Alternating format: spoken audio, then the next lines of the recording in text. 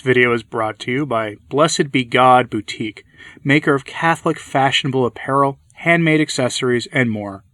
Francis made an interesting appointment in the UK this past week that was ignored by most observers. I'd have missed it myself if it wasn't for the diligence of the papolaters in the Catholic media. You know, those figures and those outlets who spend all their time explaining how Francis really is Catholic and how he's a luminous pope sent directly by God to bring the church up to date. And if you doubt that he's the pope, you're worse than a schismatic. Yeah, those guys. They brought the story to my attention this week because they cheerleaded for an act of injustice being committed that most people simply weren't going to know about.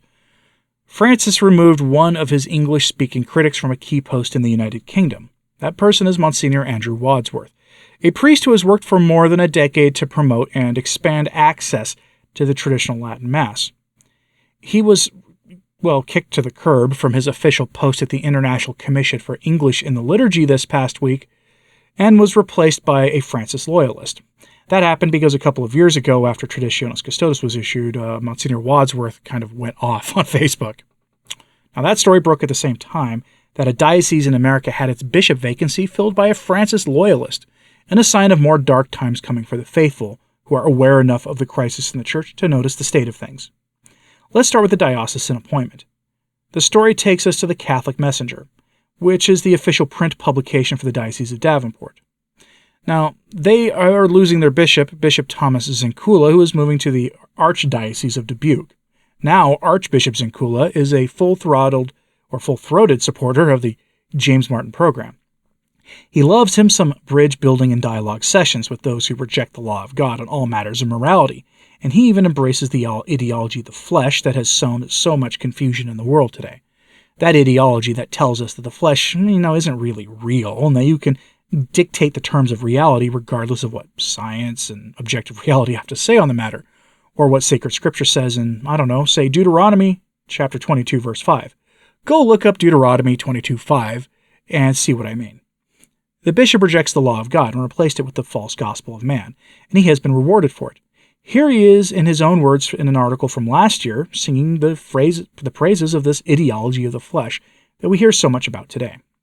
Quote, I have been haunted by a story a parent shared with the diocese's Committee of the Flesh a couple of years ago of a child who was told by the pastor how the youth had to dress at the confirmation mass. Even after complying, the pastor didn't allow the youth to receive communion. The next Sunday, the pastor preached that the James Martin crowd are all going to eternal perdition. On Monday, the young person tried to remove themselves from the equation. This type of thing should never, ever happen. End quote. I'm going to interject here briefly. And if he was saying that what the person tried to do to themselves should never happen, I obviously agree, and every Christian also agrees. But that's not all he's saying here. He doesn't think this pernicious error of the world today should be preached against. That's a serious error on his part. We are talking about sins that cry out to heaven for justice. But let's continue here. Quote, experiences like this one were part of the reason for the formation of the committee and for the recent series in the Catholic Messenger, Pastoral Approach to the Flesh. Most of the feedback has been positive, but some of the commentary has not been. I would like to address this directly. A few people consider it an imprudent use of time and space to address something that affects only a small minority of the population. It is true that the percentage of people experiencing this problem is small, but does that mean we don't need to minister to them? Jesus told a parable about the good shepherd leaving the 99 to go in search of the one lost sheep. We are obliged to seek out and minister to the James Martin crowd who are so often misunderstood and even vilified. Others think that taking a pastoral approach to questions around this question is an approval of actions that violate church teaching. I can assure you that the committee has no such hidden motives or agenda. The committee clearly stated at the outset that it was considering this matter within the context of church teaching on the questions of the flesh. For example, we can simultaneously affirm church teaching while sharing the concrete experience of one couple's story of living with the tension of embracing their Catholic faith and accompanying their eldest child through a critical life challenge. Telling their story was a way to put a human face on the issue. End quote. Sorry, but I doubt that you can preach what he preaches and affirm what the Church has always taught on these issues. Yes, they should be told to embrace their Catholic faith, and that faith answers those questions for them and should put to rest the confusion they live with. Any convert will tell you that whatever it was they were confused with in their past life was addressed by the faith in some way. That often comes with a cross to carry, because repentance always comes with a cross to carry in our lives, and for some, that cross is heavier than it is for others. But this problem is a social problem, one caused by numerous factors, including Catholic parents sending their kids off to be educated by other people, or by unrestrained access to social media at a young age, and numerous other issues. The Church should absolutely address the problem, but not by essentially endorsing it, or downplaying it, or accepting the terms of definition by the world. The article goes on to reiterate the secular line about the issue, and for that the bishop got a promotion. Now let's compare this story to the other one. In August 2021, Monsignor Wadsworth spoke publicly against Traditionis Custodes. 2 years ago, he took to social media and called it full of generalizations and errors. That's what he called Traditionis Custodes. Monsignor Wadsworth held a prestigious post at the International Commission for English in the Liturgy. And I say held because he was just kicked to the curb for publicly calling out Francis for Traditionis Custodes. His replacement was just named and will serve for 5 years on that committee. And the modernists couldn't be happier. Father Menke, that's who was replacing him, has a long history of being a champion for the new Mass. His history takes him to the dicastery of the doctrine of the faith, back when it was called a congregation, as well as being a well-regarded speaker and writer on the new Mass and the modernist liturgical revolution. He once described the new Mass as follows. This quote comes from an article in the National Catholic Register. Quote, in instituting these changes to the Roman Missal, Father Menke writes in his commentary on Missale Romanum, Paul VI sought to, quote, make the logic of the Mass more self-evident, and thereby better able to address contemporary culture. The Pope certainly knew the significance of the changes being made to the sacred liturgy, Father Menke writes, but he was convinced that this work would ultimately help the faithful to grow in holiness in the modern world. This was a courageous decision, Father Menke writes, referring to the promulgation of Missale Romanum. A decision that has certainly seen its share of difficulties in its unfolding, but a decision that continues to invite the Church to an ever deeper renewal. End quote. As a result of that act by Paul VI, the Church has been renewed into emptying parishes, and people not knowing the faith. But Father Menke has certainly been a cheerleader for this revolution in the Church, while Monsignor Wadsworth was punished for the great crime of speaking the truth. You see, back in 2021, right after Traditionis Custodes was issued, Monsignor Wadsworth publicly rejected the document, to put it mildly. He definitely said too much, I think. On July 23rd, Monsignor Wadsworth on his Facebook page compared the effect of the document to a, we'll call military strike against the faith. And later on the same day, he described feeling like a prisoner waiting for his ultimate final sentence to be carried out by the state.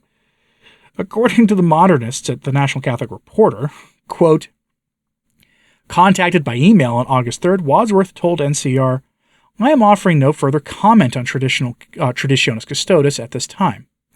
Wadsworth posted on July 20th that Francis's decision was, quote, full of errors and generalizations, was deleted shortly after being contacted by NCR. However, his Facebook activity since July 16th reflects the anger, frustrations, and resentments that traditionalists and their allies have been venting on blogs, YouTube videos, Twitter, and elsewhere since Francis decided to roll back the concessions his two immediate predecessors allowed for celebrating the Latin Mass. Among the posts that Wadsworth has shared since mid-July are lengthy statements and essays critical of the apostolic letter, some of them written by Francis's most consistent critics, such as Cardinals Raymond Burke and Gerhard Müller, the former prefect of the Vatican's Congregation for the Doctrine of the Faith. In addition to sharing straightforward news articles and updates on how individual diocesan bishops are responding to the motu proprio, Wadsworth's Facebook page also includes posts like the July 22nd sharing of a critical essay from The Spectator that features a political cartoon version of a haughty-looking Francis with the headline, Pope Francis is losing his culture war. On July 16th, Wadsworth posted a link to the text of Traditionis Custodes. A follower of his responded by commenting with a not-so-passive-aggressive translation of 1 Peter 5, verse 3. Never be a dictator over any group that is put in your charge, but be an example that the whole flock can follow. Wadsworth liked the comment. On July 20th, Wadsworth posted a news article about a survey the Vatican sent to the world's bishops to gauge the impact of Pope Benedict XVI's 2007 Apostolic Letter Summorum Pontificum, which had liberalized access to the Latin Mass. Among the comments, someone wrote, "One reasonably suspects the outcome predates the survey." Wadsworth liked the comment. End quote. That article goes on to enumerate all of Wadsworth's thought crimes and really his, frankly, imprudent use of social media. His case does illustrate that priests should carefully discern what public statements they make and how they use social media very, very carefully, and decide if speaking like in that way is going to be worth the price they're going to pay. That's not to say that they should stay silent. Please don't misunderstand me. They need to be aware that they will pay for the words they speak, and they need to be aware of the price of their speech. It is a sad state of affairs, but we have to be realistic about these things.